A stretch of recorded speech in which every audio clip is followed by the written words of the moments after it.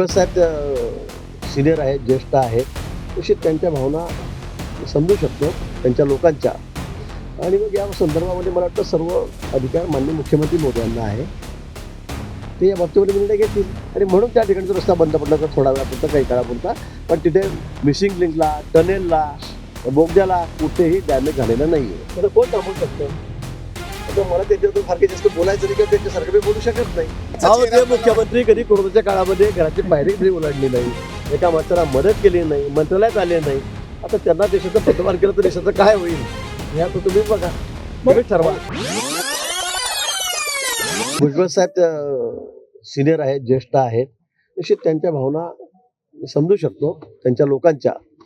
आणि मग या संदर्भामध्ये मला वाटतं सर्व अधिकार माननीय मुख्यमंत्री मोदयांना आहे. ते या बाबतीमध्ये निर्णय घेतील. मला वाटतं ज्यावेळेला MLCचा निर्णय झाला त्यावेळेला मला वाटतं काही बोलणं झालेलं आहे असं माझ्या कानावर आहे. आता मला माहीत नाही रायगडचा विषय काय झाला आहे काय नाही, पण मला असं वाटतं लवकरच हा तिढा सुटेल. मला असं वाटतं की लवकरच रायगडचा तिढा सुटेल. नाही नाही नाही, माझे आणि भुजबळ साहेबांचे अतिशय चांगले संबंध आहे. आम्ही पुतळ्याच्या अलावण्याच्या वेळेला सुद्धा मी अगदी हात धरून त्यांना ट्रेनमध्ये बसून त्यांना वरती घेऊन गेलो. आम्ही हार घातला तिथे अण्णाभाऊ साठेंच्या पुतळ्याला. आणि नंतर तिथे आल्यावर सुद्धा आता स्टेजवर बोलायचं काय, आम्ही बोललो जे बोलायचं तेवढं आम्ही बोललो. पण सतत तुम्ही बोलतच राहा, थांबू नका, समोर लोक बसलेले आहेत असंही करता येत नाही. माझ्यामध्ये त्याच्यामध्ये कुठेही दुरावा नाहीये, कुठेही मतभेद नाही. माझ्या आणि भुजबळ साहेबांचे अतिशय जिव्हाळ्याचे संबंध आहेत. म्हणजे असं कुठेही नाही. आता यावेळेला पावसाळा जेवढा झाला की मला वाटतं अंमळनेर पावलं तर म्हणतात 75-80 वर्षात असा पाऊस झाला नाही, एवढा पाऊस झाला. इतक्या नदी नाल्यांना पाऊस भरून आला की सगळे मार्केट कमिटीमध्ये सुद्धा भिंत चढून पाणी आत घुसलं. आपण पालघर बघा, रायगड बघा, पुण्याला कसाचा ढीग असा गेला की त्याच्यामध्ये 10 लोक मृत्युमुखी पडले, इमारती पडते. मला वाटतं हे नैसर्गिक कोप आहे. एवढा पाऊस झाल्यावर नुकसान होणं एक ग्राह्य आहे. दरवर्षी कुठे ना कुठे ढगफुटी होते. आता गुजरातमध्ये आपण गेला, आसाममध्ये गेला तर आपण बघा कधी 100 वर्षात नसेल एवढा पाऊस आणि एवढं पाणी शहरामध्ये. 15-15 फूट, 12-12 फूट पाणी सगळ्या दूरच्या ठिकाणी आहे. आणि म्हणून मला असं वाटतं की ही नैसर्गिक आपत्ती आहे.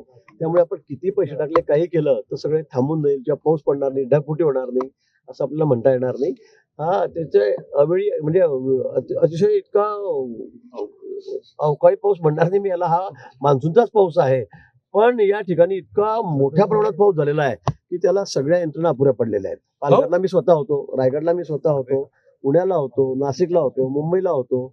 सगळ्या दूरच पाणी शहरामध्ये पाणी गेलेलं आहे. नाही या संदर्भामध्ये आपल्या इथल्या खासदार स्मिताताई वाघ यांनी वारंवार तक्रार केली. ठेकेदाराला सुद्धा वॉर्निंग दिली होती. गडकरी साहेबांकडे सुद्धा पत्र देऊन त्यांनी तक्रार केलेली आहे. पण ठेकेदाराला वारंवार सांगून सुद्धा त्यांनी त्याच पद्धतीने काम केलं, अतिशय चुकीच्या पद्धतीने काम केलेलं आहे. मला वाटतं त्यामुळे सगळी माती धसलेली आहे. डॉक्टर गडकरी साहेब या बाबतीमध्ये त्यांनी गांभीर्याने विषय घेतलेला आहे आणि ते ठेकेदारावर अतिशय कठोर कारवाई, कडक कारवाई करतील. तर मला वाटतं आरोबी जो आहे, रेल्वे लाईन आहे, रेल्वे लाईनच्या वरतून जो पूल गेला त्याला काही झालेलं नाहीये. पण तिथून आपण मातीचा भराव टाकतो खाली उतरायसाठी दोन्ही बाजूने, कारण हा मोठा हायवे, नॅशनल हायवे मोठा, आणि त्या ठिकाणी ही माती धसलेली आहे. रेल्वेच्या वरून जो ब्रिज गेलेला आहे त्याला कुठेही धक्का नाहीये किंवा त्याला कुठेही डॅमेज नाहीये. पण माती धसल्यामुळे, आणि त्यात विशेष करून मला असं वाटतं काळी माती त्यांनी टाकलेली आहे, मुरुम टाकलेलं दिसत नाही. ते बघू सगळं तपासणी होईल खोदल्या त्या ठिकाणी. पण ही काळी माती टाकल्यामुळे मला असं वाटतं हा पुढचा भराव जो आहे हा धसलेला आहे. पण रेल्वेला कुठेही डॅमेज नाहीये किंवा रेल्वेच्या वरती जो पूल गेलेला आहे तो कुठे डॅमेज झालेला नाही. सुदैवाने पट्टीकडून चालणार नाही. हे सगळं काढून आपल्याला पुन्हा नवीन करावं लागेल. हे असं नाही की ते डांबर टाकून दिलं, थोडीशी माती टाकून दिली, काम सुरू केलं, असं करता येणार नाही. मोठा अपघात त्या ठिकाणी होईल. आणि ठेकेदाराची टीम जी एक्सपर्ट आहे त्यांचे ते येऊन गेले असं म्हणतायत. तर मी नाशिकला होतो, आम्ही इथे कोणी नव्हतो, पण ती काल त्यांची टीम आली. उद्यापर्यंत दिल्लीची सगळी एक्सपर्ट टीम या ठिकाणी येणार आहे, ते या ठिकाणी बघतील. पण आता ठेकेदाराला सांगितलं की मलमपट्टी करतं, मलमपट्टी कुठे चालणार नाही, कारण हा पूर्ण पूलच म्हणजे हा सगळा भरावच कोसळलेला आहे आणि त्यामुळे कुठलाही धोका आपल्याला घेता येणार नाही. इथून वाहतूक सुद्धा सुरू करता येणार अजिबात. फाउंडेशन किती घेतलं, स्ट्रक्चरल ऑडिट काय आहे, काय वापरलं काय नाही वापरलं, त्याची सगळी चौकशी अंती या ठिकाणी तो निर्णय होईल.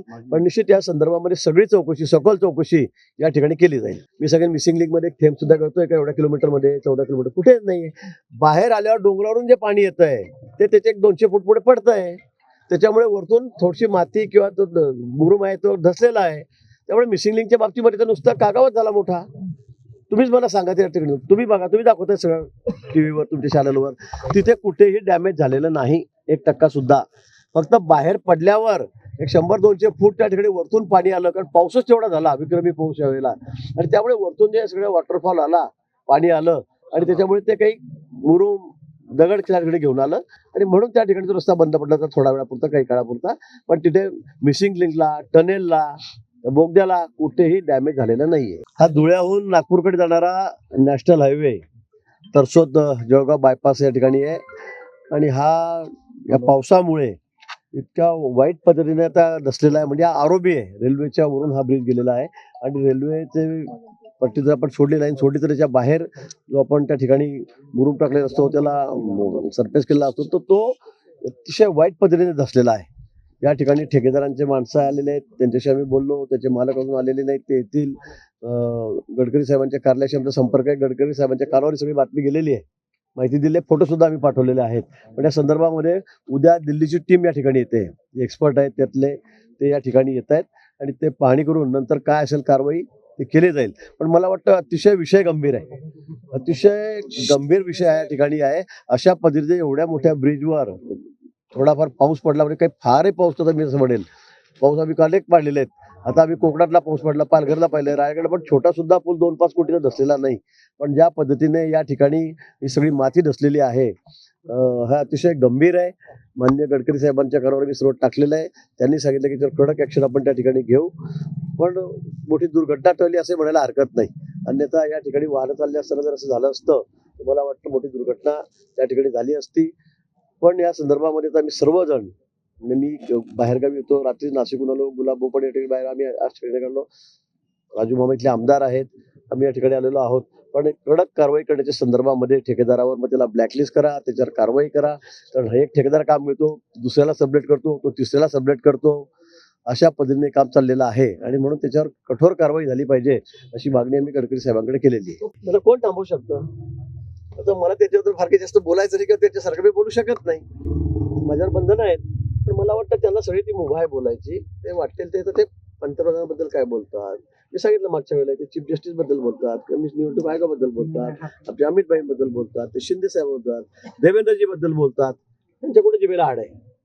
त्यांना काय, त्यांना काही आघाड्यांना पिछाडा कुठे लोकांमध्ये निवडून यायचं नाहीये, बरोबर आहे.